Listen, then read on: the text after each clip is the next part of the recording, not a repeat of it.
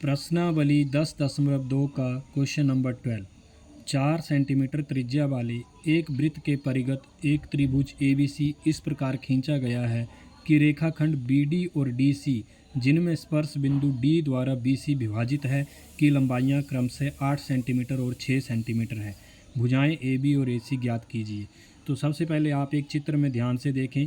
एक त्रिभुज आपका ABC है जो कि वृत्त के परिगत है और वृत्त की जो त्रिज्या है वो 4 सेंटीमीटर है।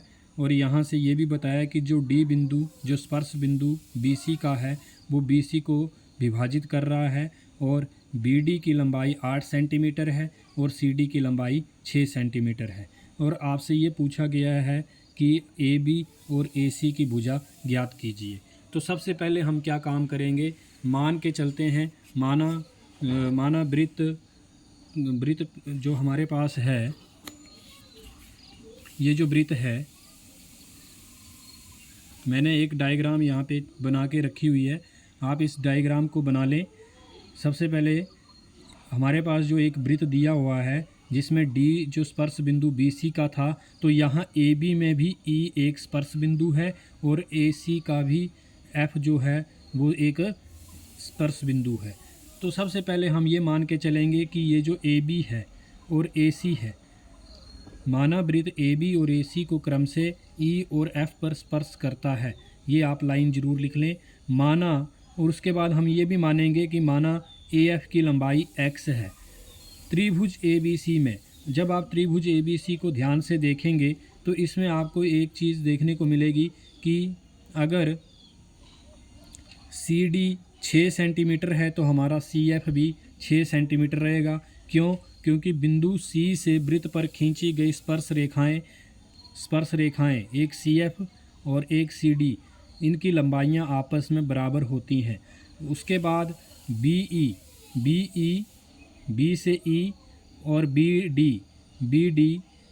भी 8 सेंटीमीटर रहेगा, क्योंकि बिंदु B से D तक और बिंदु B से E तक ये भी वृत्त की क्या हैं, दो स्पर्श रेखाएं हैं और इनकी लंबाइयां बराबर होंगी। और हमने यहाँ पे माना था कि AF अगर x है तो AE भी x होगा। वही कारण आप देंगे, क्योंकि बिंदु A से F तक और A से E तक जो स्पर्श रेखाएं हैं उनकी लंबाइयां क्या होती हैं, बराबर होती हैं। उसके बाद हम AB बराबर AE प्लस EB बराबर x प्लस 8, AB की पूरी लंबाई लिख लेंगे। तो AB की लंबाई क्या रहेगी, AE प्लस EB, और AE हमारे पास x है और EB हमारे पास 8 है, तो x प्लस 8, AB हमारा हो जाएगा x प्लस 8। उस प्रकार BC की बात करें तो BC जो रहेगा वो हमारा रहेगा BD plus DC। BD plus DC हमारा BC बनेगा और इसकी लंबाइयाँ 8 और 6 मिलके हो जाएगा 14। 8 और 6 प्लस करेंगे तो 14 बनेगा।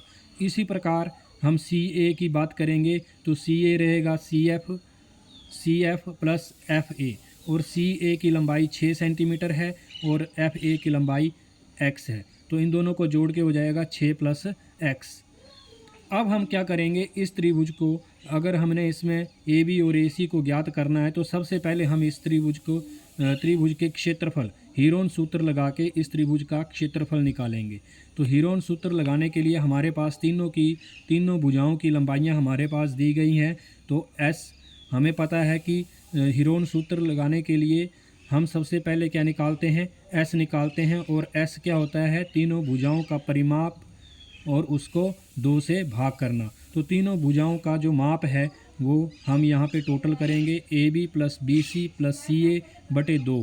तो AB BC और CA इनको जोड़ देंगे तो AB की जो लंबाई है वो x प्लस 8 है और BC हमारे पास 14 है और CA हमारे पास 6 प्लस x है, और बटे करके इसका पास हमारे पास आ जाएगा 2।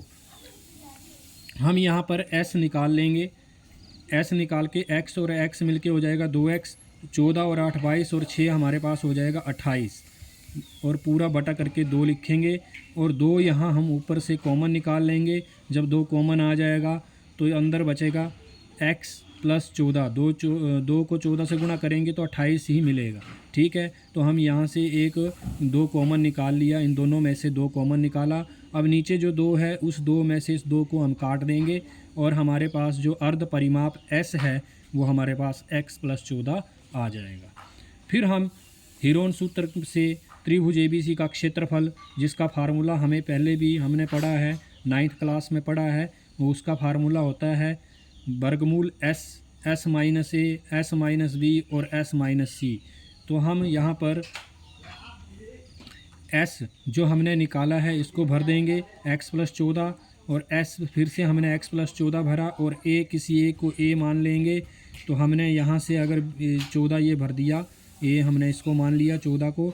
फिर हम उसके बाद s फिर से s भरेंगे x + 14 और माइनस करके b भरेंगे। तो b हमने इसको मान लिया है, तो ये लिख लेते हैं, इसको हमने a माना है, इसको b मान लिया और इसको हमने c मान लिया। फिर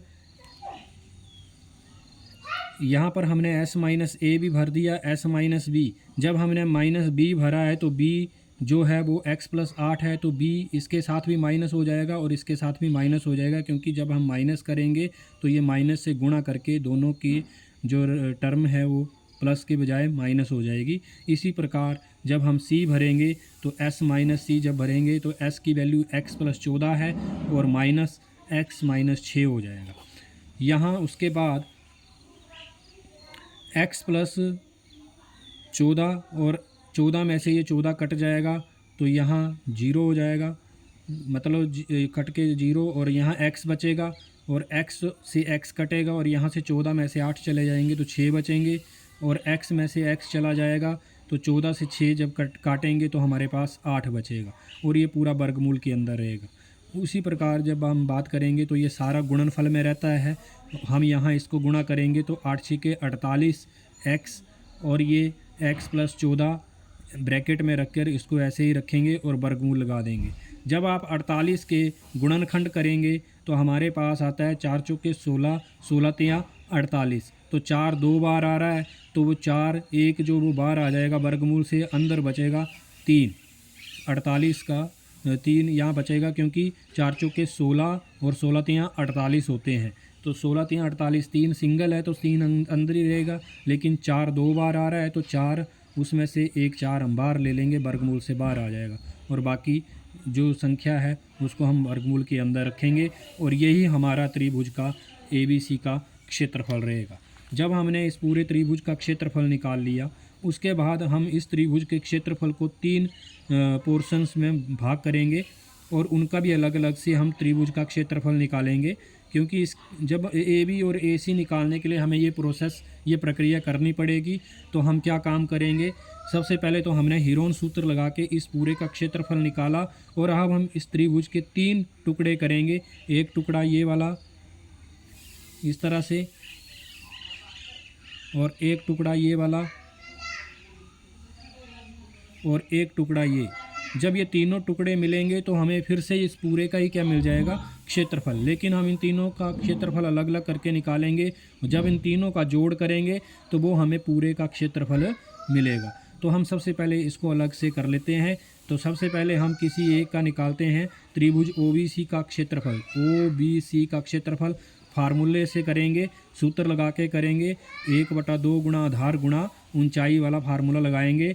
और अब मैं आपको यहाँ पे बता देता हूँ कि वृत्त की ये सारी ही जो अंदर हैं ये इन सभी को हम त्रिज्या कहेंगे। तो ये भी त्रिज्या है, 4 सेंटीमीटर की त्रिज्या है, इसे भी 4 सेंटीमीटर कहेंगे, क्योंकि ये भी वृत्त की क्या है, त्रिज्या है, और ये भी वृत्त की त्रिज्याएँ, और वृत्त की त्रिज्याएँ सारी ही वृत्त की त्रिज्याएँ क्या होती हैं, बराबर होती हैं।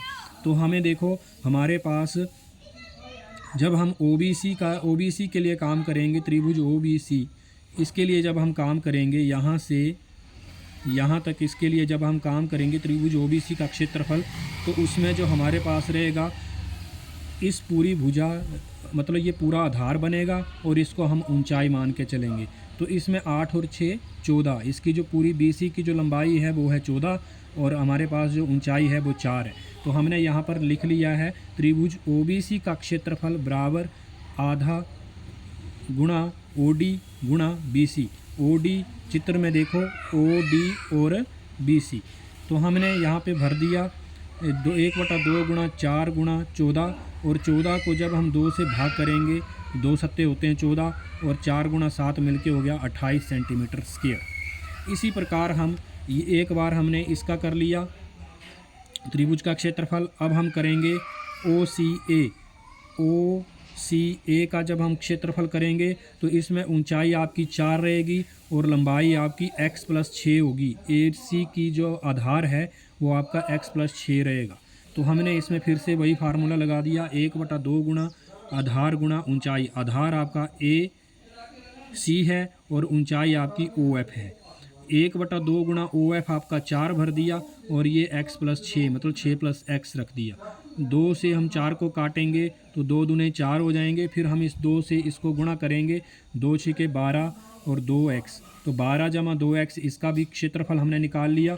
अब तीसरा जो पोर्शन बचता है वो ये वाला पोर्शन बचता है, इस पोर्शन का हम क्षेत्रफल निकालेंगे। इसका भी इसी तरह से हमने क्षेत्रफल निकाला, और इसका क्षेत्रफल निकाल के हमारे पास जो आया है वो आया है 16 + 2x सेंटीमीटर स्क्वायर। अब हमने क्या काम करना है, इसके बाद हमने जो हमारे पास इस पूरी त्रिभुज का जो क्षेत्रफल था, हमने इसके 3 टुकड़ों में जो क्षेत्रफल निकाला। तो देखो एक बात है कि ये जो 3 क्षेत्रफल हैं वो इसी त्रिभुज के क्या है, क्षेत्रफल है। इसी त्रिभुज का, अगर इस पूरी त्रिभुज का क्षेत्रफल जो होगा वो इन तीनों टुकड़ों के क्षेत्रफल के क्या होगा, बराबर होगा। तो अब आपने क्या करना है, जो पूरा आपने क्षेत्रफल निकाला है, जो हीरोन सूत्र से आपने एक क्षेत्रफल निकाला है, वो आपने इन तीनों टुकड़ों के योग के बराबर कर देना है। तो वही जो क्षेत्रफल पहले का था वही इन तीनों के योग के क्या होगा, बराबर रहेगा। उसके बाद हम क्या काम करेंगे, मैंने जो बोला कि इस त्रिभुज के क्षेत्रफल को इन तीनों के त्रिभुज क्षेत्रफलों को जोड़ के जो मिलेगा वो इस पूरी त्रिभुज का क्या मिलेगा, क्षेत्रफल मिलेगा। हीरोन सूत्र से हमने इस त्रिभुज का क्षेत्रफल निकाल रखा है। एक सेकंड,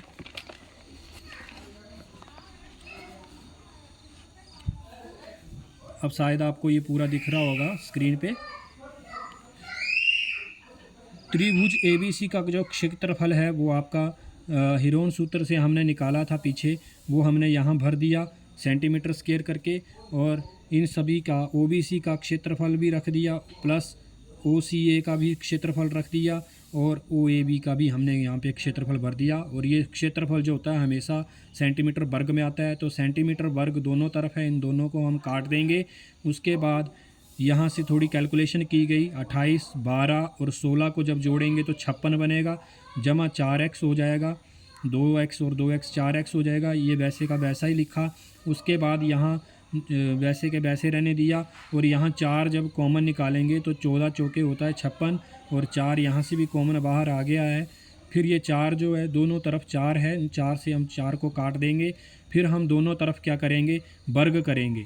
दोनों तरफ जब वर्ग करेंगे तो ये वर्गमूल जो वो वर्गमूल वर्ग से कट जाएगा, लेकिन यहाँ 14 + x का वर्ग हो जाएगा। जब भी हम कोई काम करते हैं तो दोनों तरफ बराबर काम करते हैं, इसलिए हमने जब वर्ग किया तो दोनों तरफ ही वर्ग करना है। तो वर्ग किया तो ये जो वर्गमूल था वो उस वर्ग से कट जाएगा, लेकिन यहाँ इसका जो हो जाएगा वो वर्ग हो जाएगा। 3x² + 42x यहाँ बचा है, इसको वैसे के वैसे रहने देंगे, और 14 + x में हम a + b का होल स्क्वायर उसका सूत्र लगाएंगे। तो a का स्क्वायर मतलब 14 का जो वर्ग है वो आपके पास 196 रहेगा, और x जमा b हमारे पास जो x है उसका भी वर्ग करेंगे तो x² हो जाएगा, जमा 2ab 2 × 14 हमारे पास हो जाएगा 28x। इस तरह से हमने इन सभी को यहाँ जो राइट में लिखा है इसको हम पूरे को लेफ़्ट में ले आएंगे, लेकिन जो चिन्ह है ये बदल जाते हैं। ये जो जमा का होगा वो माइनस में हो जाता है, जो माइनस का होता है वो प्लस हो जाता है, लेकिन ये सारे ही जमा किए हैं तो इस तरफ आके ये माइनस के हो जाएंगे। फिर जब ये माइनस करेंगे तो 3x² में से एक x² चला जाएगा, तो यहाँ बचेंगे 2x²। 42x में से 28x कटेंगे तो बचेगा 14x, और माइनस का 196x। यहाँ से फिर से हम 2 कॉमन निकाल लेंगे, क्योंकि ये सभी सम संख्याएं हैं तो 2 कॉमन आ जाएगा। 2 कॉमन निकालने से अंदर x² और 2 सत्ते 14, और यहाँ से 98 बचेगा। इस तरह से ये 2 परे जाके जब ये दूसरी तरफ जाएगा तो ये फिर से 0 हो जाएगा, 2 0 का 0 हो जाएगा। x² जमा 7x माइनस 98 उसके बाद बराबर 0 और इसमें फिर हम गुणन खंडन विधि लगाएंगे तो 14 सत्ते होते हैं 98, 14 सत्ते 98 होते हैं। तो हमें 14 सत्ते, तो इस 7 को हम 14x और -7x में तोड़ेंगे। ये गुणन खंडन विधि से हमने इसको काम किया है। इस 7x को हमने 14x - 7x में तोड़ा है। उसके बाद x यहाँ से इन दोनों में से x कॉमन आएगा, x कॉमन आके अंदर बचेगा x + 14, यहाँ से -7 कॉमन आके अंदर बचेगा x + 14 बराबर 0। एक बार x + 14 लिख लेंगे और इसके साथ x - 7 बराबर 0 कर देंगे। x + 14 बराबर 0 हो जाएगा, एक बार x - 7 बराबर 0 हो जाएगा। यहाँ से x आपके पास ये प्लस का 14 वहाँ जाके हो जाएगा माइनस का 14 और यहाँ से माइनस का 7 वहाँ जाके प्लस का 7 हो जाएगा। लेकिन भुजा जो होती है त्रिभुज की भुजा कभी भी ऋणात्मक नहीं हो सकती, इसलिए जो हमारे पास x रहेगा वो 7 रहेगा। इस प्रकार जो AB हमारे पास जो पूरी लंबाई थी AB x + 6 थी, तो इसमें x का मान हम 7 रखेंगे और 7